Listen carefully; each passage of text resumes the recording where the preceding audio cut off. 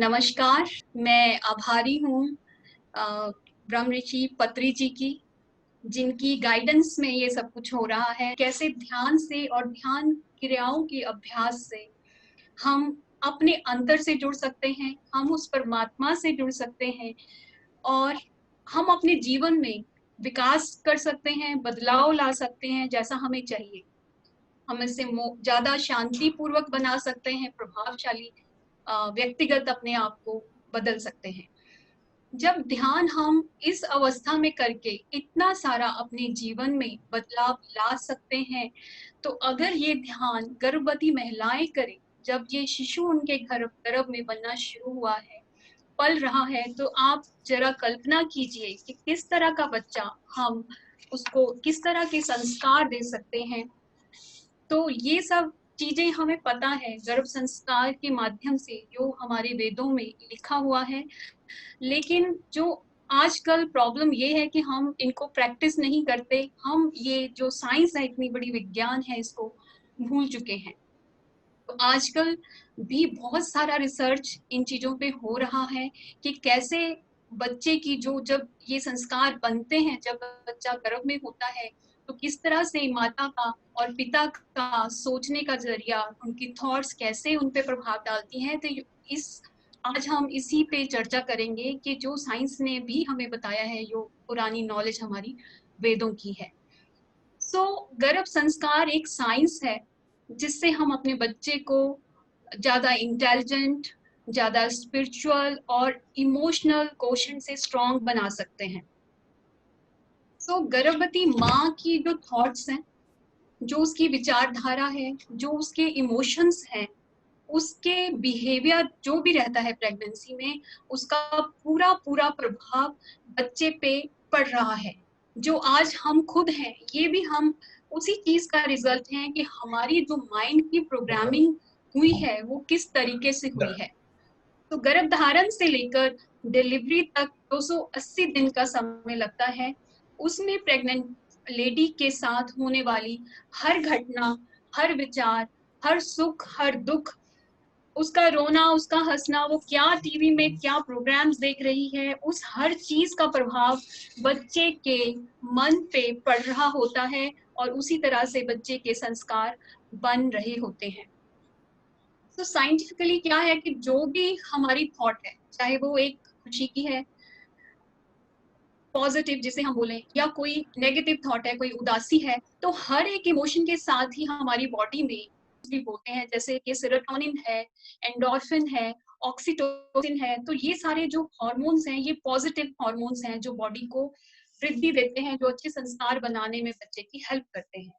और जो negative emotions हैं, जैसे डर है, सैडनेस है, एंगर है, फियर है, उदासी है, इनसे नेगेटिव हार्मोन्स बनते हैं।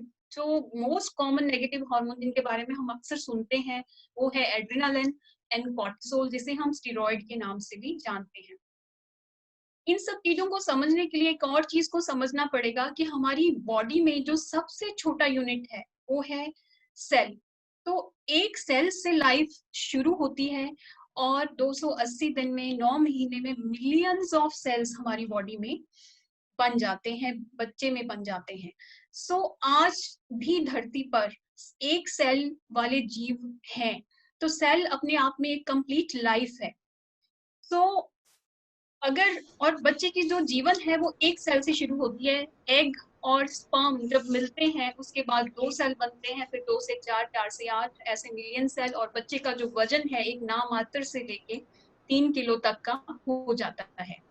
जो सेल डिवीजन हो रही है वो बहुत फास्ट होती है, और सेल्स के ऊपर जितनी भी इंफॉर्मेशन है उसका ट्रांसफर भी बहुत फास्ट हो रहा है। तो जैसे मैंने बात की थी हार्मोन्स की, थॉट्स की, हैप्पी हार्मोन्स की और नेगेटिव हार्मोन्स की, तो वो एक केमिकल है। तो वो सेल्स उन केमिकल्स को कंटिन्यूअसली बॉडी में एक्सपोज हो रहे हैं, बच्चे के जो सेल्स हैं। तो जितने पॉजिटिव हार्मोन्स होंगे, तो उतने ही पॉजिटिव रिसेप्टर्स और उतनी ही पॉजिटिविटी उन सेल्स में होगी, और जितनी नेगेटिव प्रभाव में वो सेल्स पड़े होंगे, उतनी ही नेगेटिविटी उन सेल्स पे होगी, और transmission of similar kind of information एक सेल से दूसरे सेल तक चलती रहेगी। जैसे हम जानते हैं कि अगर स्टेरॉइड की टैबलेट्स हम ज्यादा महीनों तक या सालों तक खाते हैं तो क्या होता है, कॉर्टिसोल या एड्रेनालिन ज्यादा खाने से क्या होता है, हमें मोटापा आ जाता है, ऑस्टियोपोरोसिस, हमारी बोन्स कमजोर हो जाती हैं, ब्लड प्रेशर बढ़ जाता है, शुगर बढ़ जाती है। सो ऐसे ही कॉर्टिसोल तो हमारी बॉडी में बन रहा है, नेगेटिव हार्मोन्स जो हैं कॉर्टिसोल बना रहे हैं, नेगेटिव इमोशंस वो हमारी बॉडी को जो है कॉम्प्लिकेट कर रहे हैं और प्रेगनेंसी में भी कॉम्प्लिकेशंस बढ़ा देते हैं। प्रेगनेंसी में जिन लोगों को शुगर है, जिन लोगों को बीपी है, कहीं ना कहीं उनकी नेगेटिव थॉट्स का भी इसमें हाथ होता है। और बच्चे में क्या आता है, बच्चे में भी नेगेटिविटी आती है, बच्चे में लो कॉन्फिडेंस आता है, डिप्रेशन आता है, कंसंट्रेशन, लैक ऑफ कंसंट्रेशन आजकल के बच्चों को बहुत कॉमन ये प्रॉब्लम है, एंजाइटी का प्रॉब्लम है, बच्चे की इंटेलिजेंस लो हो जाती है, बच्चा इमोशनली वीक हो जाता है, बच्चा उन सिचुएशंस को जो लाइफ में लो मोमेंट्स होती हैं उनको हैंडल नहीं कर पाता।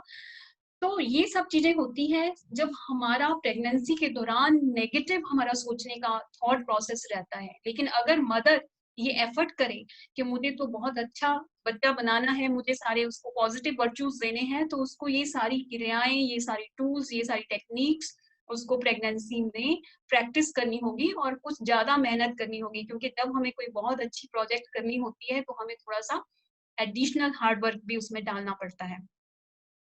तो अब क्वेश्चन ये है कि नेगेटिव थॉट्स तो हमारी जिंदगी का एक हिस्सा है, लेकिन हम इसको अपने आप को प्रेगनेंसी में उन 9 महीने में कैसे बचा के रखें, तो उसके लिए हमें कुछ सीखना पड़ेगा। सबसे पहले तो फिजिकल फिटनेस बहुत जरूरी है। डॉक्टर का जो जैसी प्रेगनेंसी का आपको पता चलता है, आपको डॉक्टर के पास जरूर जाना चाहिए। जो भी वो टेस्ट लिख के दे रहे हैं, जो इन्वेस्टिगेशंस करा रहे हैं, जो मेडिसिन दे रहे हैं, बिकॉज वो फिजिकल फिटनेस का एक जो है वो एक प्राइम इम्पोर्टेंस है। अगर आपका तन स्वस्थ है तभी आपका मन स्वस्थ है, तभी आपका बच्चा स्वस्थ रहेगा और आप एक हेल्दी बेबी बना सकते हैं। तो उसके लिए जो फिजिकल फिटनेस है, जो डॉक्टर ने एडवाइस की है उसको फॉलो करने के बाद जो आपको अपनी और ध्यान देना है, उसमें सबसे पहली रोल आती है डाइट की।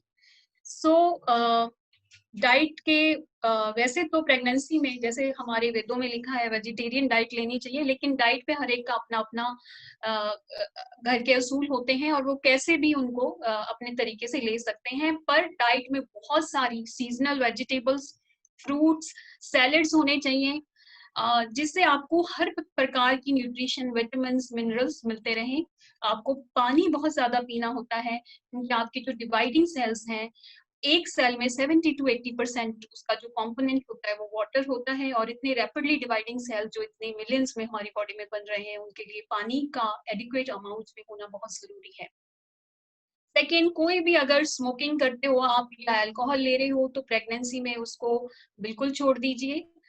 ये पहले तो अगर हम इंडिया की बात करें, महिलाएं ऐसी थी कि कोई स्मोकिंग और अल्कोहल पे उनको कोई जरूरत नहीं पड़ती थी पूछने की, लेकिन आजकल अगर हम लास्ट के 10 सालों में देखें तो ये कॉमन क्वेश्चन होता है कि क्या हम स्मोक कर सकते हैं या अल्कोहल थोड़ा बहुत ले सकते हैं।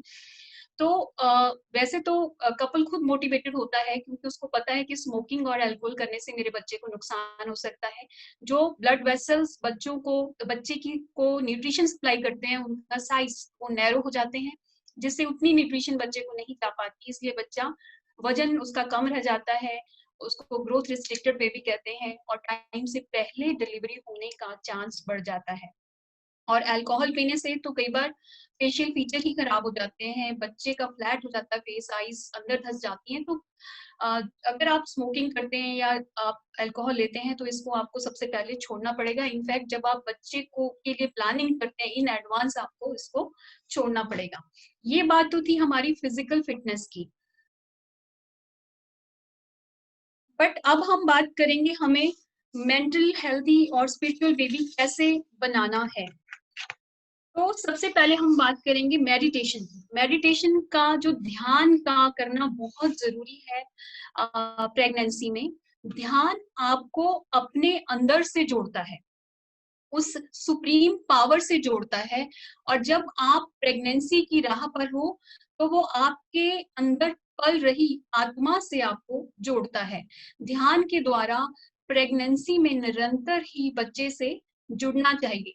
बच्चे में इस मेडिटेशन से क्या आएगा, बच्चे में कॉन्फिडेंस आएगा, सिक्योरिटी आएगी, इमोशनल कोशेंट उसका बढ़ेगा, कोई भी सिचुएशंस को वो बेटर तरीके से हैंडल कर पाएगा और उसमें इंटेलिजेंस बढ़ेगी। वो बच्चे कई बार जो लोग बिल्कुल ही प्रेगनेंसी पर ध्यान नहीं देते हैं, जो इन चीज़ों को नहीं फॉलो करते हैं, कई बार क्या होता है कि उनकी बिल्कुल ही बॉन्डिंग नहीं होती अपने बेबी के साथ और सोल जो है वो एग्ज़िट प्लान करती है।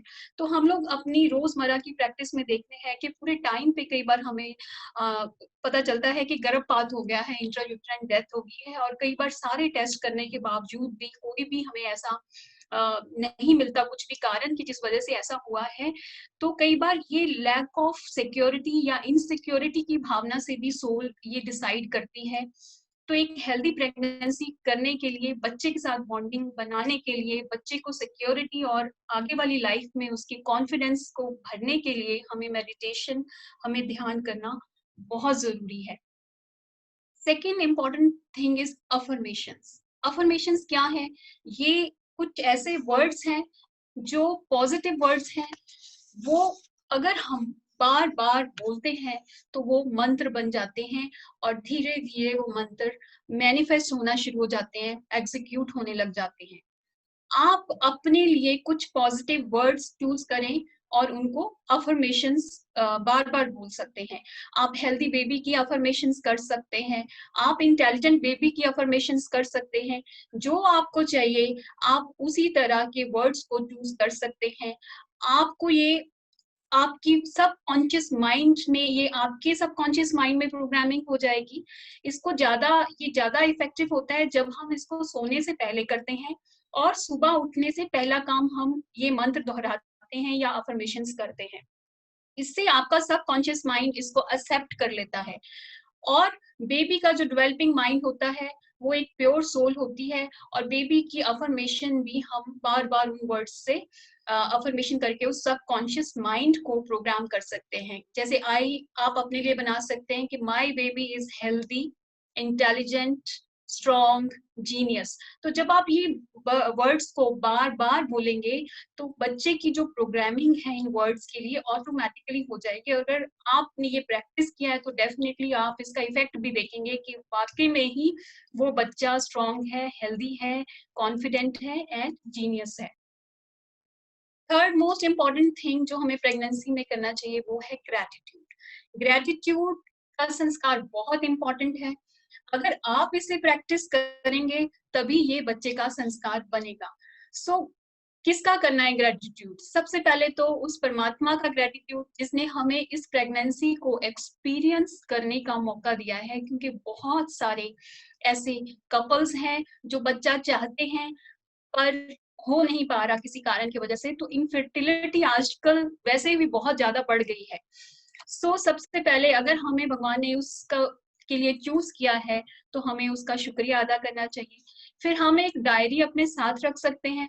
पूरे दिन में हम देख सकते हैं कि हमें हमारे साथ किसने अच्छा किया, हम उसको थैंक्स गिविंग कर सकते हैं। तो जितना और वैसे भी एक यूनिवर्स का लॉ है कि जितना हम थैंक्स करते हैं, उतना ही रिटर्न में हमें ज़्यादा मिलता है। सो थैंक्स गिविंग और gratitude is very, very important virtue जो आपको अपने बच्चे में डालनी है और ये आप डाल भी सकते हैं अगर आप इसे खुद प्रैक्टिस करें प्रेगनेंसी के दौरान। फिर एक बात है फॉरगिवनेस। फॉरगिवनेस बहुत ज़रूरी है, इस पे डॉक्टर सचिन ने भी बताया है कि आप बहुत लाइट फ़ील करते हैं। इसे आप माफ़ी माँग सकते हैं, जिसने आपके साथ कुछ गलत किया है, आप माफ़ी दे सकते हैं, जिसने आपके साथ कुछ गलत किया है और आप माफ़ी माँग सकते हैं जिसका आपने कुछ गलत किया है। सो कई बार फिज़िकली ये चीज़ें पॉसिबल नहीं होती, तो इसका सबसे बेस्ट तरीका है कि जब आप मेडिटेशन में बैठे हैं, ध्यान में बैठे हैं, आप उस आत्मा को आप इनवाइट करिए और उससे संवाद करिए जो भी आप करना चाहते हैं। आप देखिए चीज़ें खुद ब खुद सॉल्व होना शुरू हो जाएँगी, सिर्फ़ प्रैक्टिस करने की देर है। आप उस इंसान को विजुअलाइज़ करके भी मेडिटेशन के दौरान ये सब काम कर सकते हैं। नेक्स्ट है कि आपको अपने बेबी से बात करनी है, talk to your baby. Baby से बात करें, उसे प्यार भेजें, उसे ब्लेसिंग्स भेजें, बेबी से जुड़ें, बेबी से बॉन्डिंग बनाएं। आप ये कर सकते हैं, फादर टू बी को भी ये करना चाहिए। फिर जब बच्चा बाहर आता है, उसके लिए वो साउंड्स, वो वॉइसेस जो उनसे बातें करती हैं प्रेगनेंसी के दौरान, वो इतनी फैमिलियर होती हैं कि बच्चे को बहुत सिक्योरिटी का एहसास होता है, और बच्चे की जो मेंटल लेवल है, अगर आप उस आईक्यू को देखें, वो बहुत हाई जाता है। सो एंड एक और बहुत अच्छी टेक्निक है अपने बच्चे को संस्कार देने के लिए, वो है विजुअलाइजेशन। विजुअलाइजेशन में बहुत पावर है। आप विजुअलाइज करिए अपनी प्रेगनेंसी में एक हेल्दी फीटस को डेवलप होते हुए, अपनी गोदी में बच्चे को हेल्दी देखते हुए। 5 साल बाद का बेबी आप इमेजिन करिए जैसा आप देखना चाहते हैं, 10 साल बाद का बेबी आप इमेजिन करिए जैसा आप देखना चाहते हैं। सो जब ये विजुअलाइजेशन हम रूटीन में प्रेगनेंसी में प्रैक्टिस करते हैं, तो वो सब चीजें ऑटोमेटिकली उसी तरह से मैनिफेस्ट होना शुरू हो जाती हैं। आपने अभिमन्यु की स्टोरी तो सुनी होगी। अभिमन्यु की जो मदर थी सुभद्रा, जब गर्भ से थी, तो उन्होंने चक्रव्यूह भेदने की कहानी सुनी, पर बीच में उनको नींद आ गई और वो कहानी पूरी सुन नहीं पाई। तो वो कहानी भी हमें बताती है कि बच्चा जब गर्भ में होता है, तो वो सुन सकता है। सिर्फ सुन ही नहीं सकता, वो इस चीज को सीख भी सकता है। और जब कभी कितने सालों बाद, इवन इन जब वो एडोलेसेंट या एडल्ट था, जब अभिमन्यु को इसकी जरूरत पड़ी, तो वो प्रैक्टिस भी कर सकता है। लेकिन उसको चक्रव्यूह से बाहर निकलना नहीं आया। वो क्यों नहीं आया? क्योंकि वो स्टोरी उसकी मदर ने आगे सुनी ही नहीं। तो अगर मदर ही बेबी की उतना एफर्ट नहीं लगा रही है, तो बच्चा कुछ नहीं सीखेगा। तो जो सब कुछ सीखना है, पेरेंट्स से ही वो बच्चा सीख सकता है। तो ये सारा एफर्ट मदर को करना है। तो प्रेगनेंसी में टाइम का थोड़ा सा कंजेशन है, तो मैं यहीं पे इसको स्टॉप करना चाहूंगी। बट ये कुछ 4-5 टेक्निक्स हैं। अगर हम इसको रूटीनली अपनी गर्भ के दौरान प्रैक्टिस करते हैं, तो हम रियली बच्चे में बहुत सारे अच्छे संस्कार डाल सकते हैं, और अपनी आने वाली जनरेशन को एक बहुत अच्छी जनरेशन बना सकते हैं, जो कि एक बहुत अच्छी जरूरत है इस टाइम पे सोसाइटी को, और देश को, पूरे वर्ल्ड को। Thank you.